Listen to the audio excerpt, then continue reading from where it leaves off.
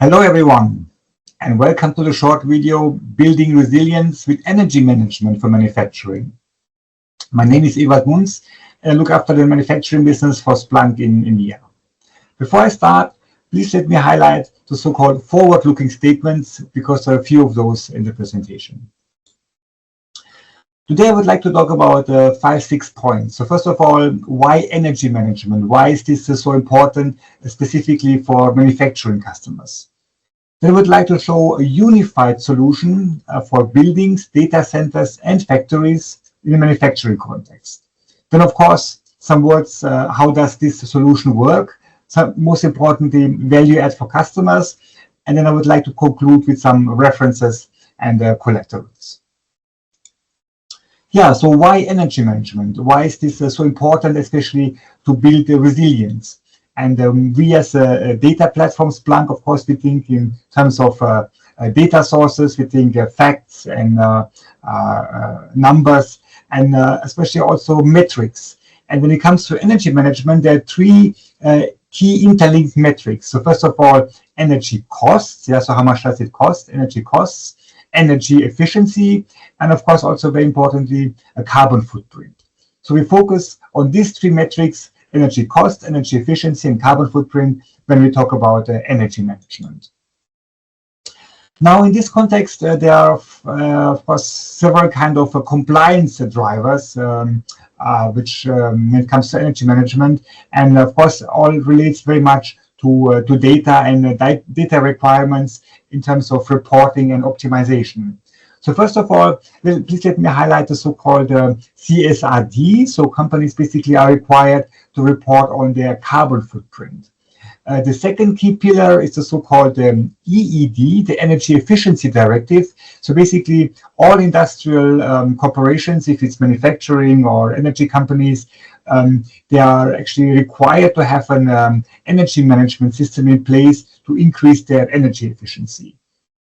The so-called EPBD directive points more towards the building to increase the energy efficiency of buildings. And the last one, the so-called ISSB, is a bit similar to the three previous ones, but let's say more on an international kind of level. Whereas the first three ones, they target more, let's say, companies active in the EU. Yeah, so talking about specifically energy management for manufacturing. And of course, there are specific priorities per industry. If you look at the three segments, buildings, data centers, and factories. And as you can clearly see here on the chart here, for manufacturing, all these three segments applies. Every manufacturing company has buildings, has data centers, as well as factories. So energy management obviously is very, very important for them. For example, if you talk about the financial services, for them, for example, the data centers would be very important when it comes to the energy management. But especially for manufacturing companies, of course, we think about the rising energy costs. Energy costs are one of the top three concerns in Europe for manufacturing companies. Also, the high carbon footprint. So manufacturing contributes to about 20% to the overall CO2 emissions, I mean, both in Europe as well as in the EU. And all the regulations I've mentioned before, they all apply to manufacturing companies. So clearly, it's top of mind. And let me talk now about cost, why cost is also a key driver. If you look now at the average share of energy cost or the total production cost in the EU, of course, the answer is it depends what type of manufacturing it is. So let's say for discrete manufacturing, it's typically 1 to 10%. And if you look at the energy intensive companies like steel or chemicals, it can be 30% or higher. But the key message is here that this share is on one side, of course, quite high, but it is rising, especially if you look at the rising electricity costs. And I put here up the chart for Germany, so you can see it's continuously rising, especially since the past few years. Basically, the price is exploding. And if you translate this now into the actual energy costs per company, so I put now two examples of a steel and a cement company. So you can clearly see that energy costs are sometimes 2, sometimes 3-digit million numbers of euros per year. Yeah, so we're talking about your massive energy costs for manufacturing, which of course clearly influences the competitive advantage and profitability. So, of course, costs are important, the regulations are important, but of course, on the other hand side, there's this old management wisdom: you can't manage what you can measure. So we clearly need to have visibility on the costs, on the efficiency and the carbon footprint before we start to optimize these metrics. And the good news is that if you look, let's say, at the Splunk portfolio, so especially in terms of observability, there's maybe a use case which is not so known. I'm talking about infrastructure monitoring, IT and OT combined. Yeah. Besides the usual observability use cases like application performance monitoring, for example. And this infrastructure monitoring for both IT as well as OT environments actually nicely translates into energy management. So energy management for data centers, for factories, for buildings, actually for many verticals, but especially for manufacturing, as we have seen before on the chart. Yeah, and the nice thing is here that the Splunk has now a unified solution for energy management across buildings, data centers, and factories. And you can see on these dashboards here all these three segments, all the metrics, as I mentioned before, the energy cost, the energy efficiency, and of course also the carbon footprint. And you can see this basically, for example, on a global level, on a country level, on a business unit level, and you can drill down the typical kind of Splunk methodology, very granular. So you can see basically insights on an application level, even on a device level, and all this in real time and vendor agnostic. So very powerful kind of visibility for manufacturers. So how does this work? So on the one hand side, you have to take the classic Splunk unified security and the observability platform, so which ingest basically all types of data sources. We capture data from any environment, as I mentioned before. Can be a plant, can be a factory, can be a data center, can be a building, and we provide this centralized and structured access to the data, apply, of course, a certain lens to it, and get this end-to-end visibility, and ultimately optimize these metrics then with the help also of alerts and machine learning. And talking about data, so basically energy management at the end of the day is a data problem. We need a lot of relevant data for to get this unified visibility. And just to give you some kind of examples for data centers, obviously the servers are very important, and we get this energy consumption data for servers, for example, via the Redfish API, which is pretty straightforward for most servers. For buildings, of course, we look at the HVACs, we look at the lightings, of course, also the data centers in the buildings, of course, also the network in the buildings as a data source, and ultimately factories, obviously all the machines and also HVACs in the factory itself. So all this combined basically contribute to this unified visibility of energy management for manufacturers.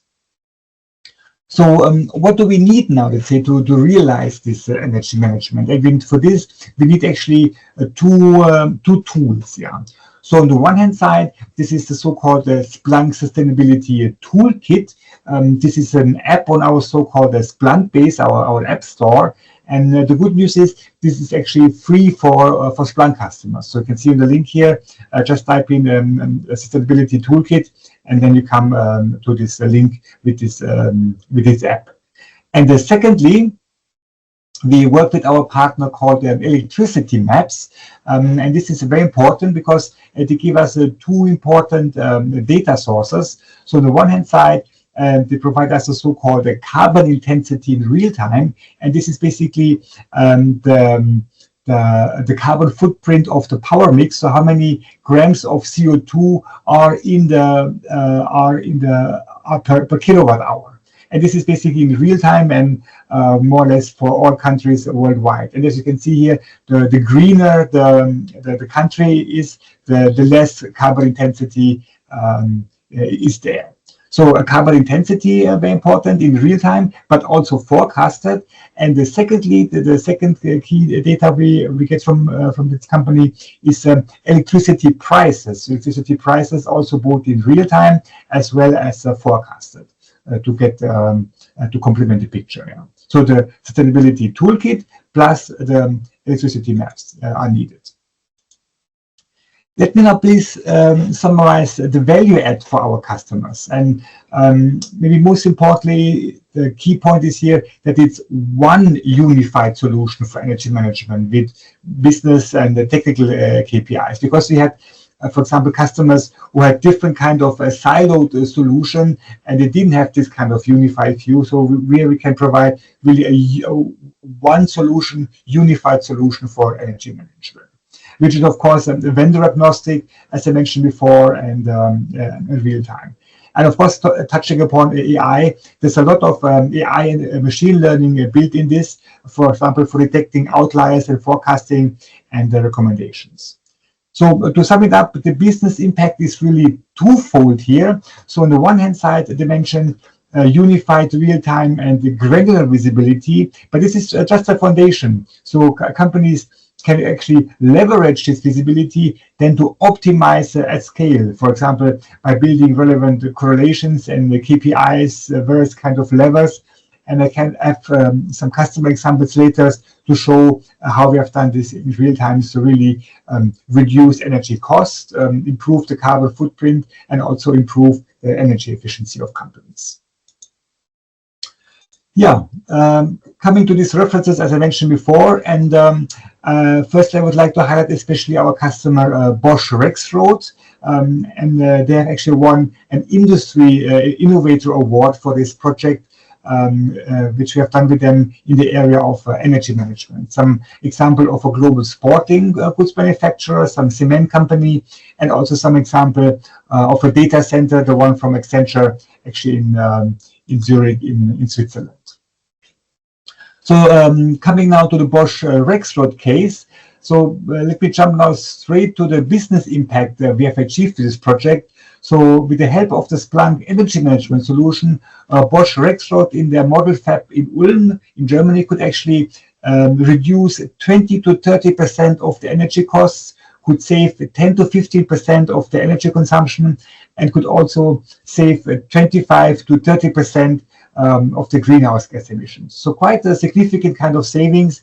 And this all started because, as you've seen before, the challenges were skyrocketing energy costs and regulations, and they didn't have this unified, granular and real-time visibility across IT and OT, as I mentioned before. Yeah. So they leveraged these two tools, as I mentioned before, the Splunk Sustainability Toolkit, electricity maps, and actually applied three levers to optimize at scale. So first of all, pricing, talking about the peak management, so optimized peak management. They optimized their standby mode of machines, so in terms of availability, and they also optimized the timing of non-time critical but energy intensive machines. Yeah. So three levers, and to achieve such nice kind of business impacts and savings. And you can see here basically a nice quote of our customer Harald Lukosch, who clearly says they have actually significantly increased their resilience by leveraging this Splunk energy management solution. The customer case 2 of a global sporting goods manufacturer is actually very much focused on the Cisco network. Yeah, so basically the energy cost, energy efficiency, and the carbon footprint specifically of the Cisco network, even very granular up to the individual kind of Cisco device like a Meraki, for example. And with this kind of visibility, they could optimize at scale to really increase the energy management specifically for the Cisco network. Talking about data centers, here in the case of Accenture in Zurich, their key challenge was here, especially the visibility when it comes to the CO2 footprint of the data centers. And again, we leveraged our toolkit and could provide them on the one hand side this insights, so the real-time CO2 emissions by country, by data centers, various kind of heat maps and applications. And based on these insights, we applied the 2 key levers, so the workload shifting, so locating non-time critical but work-intensive workloads to different kind of locations, for example, to countries with a lower carbon intensity at that time, Sweden or Norway, for example, and also timing. So we could also suggest the perfect kind of timing for workloads to reduce the carbon footprint. And also, we could show them basically in real time what was the impact in terms of CO2 savings. So very nice project with Accenture. In the case of F.L. Smith, it's a Danish cement company, and they themselves clearly say that, of course, the cement is quite a dirty company, polluting company. Cement contributed about 10% to the global CO2 emissions, and with the help of Splunk, they have this really ambitious goal to come down to zero, so towards zero emissions in mining and cement. And with the help of AI and machine learning, they're running certain kinds of simulations and predictions to bring down the CO2 footprint of the cement production as much as possible. And last but not least, this was just 2 weeks ago in Deloitte's so-called Smart Factory in Germany. We have also implemented the energy management, and you can see basically here energy management in the setup of a small chemical plant to reduce energy costs, improve energy efficiency, and improve the carbon footprint of a chemical plant. To sum it up, there are a lot of, let's say, white papers and blogs about this topic. Also about the generally building resilience with energy management, about the data centers. And I encourage, of course, you to read these blogs. And also, Cisco is very committed to this topic. There's a so-called Cisco Purpose Reporting Hub with a link to environmental kind of sustainability with lots of further information. And with that, I conclude the session, Energy Management, and wish you much success in this context. Thank you.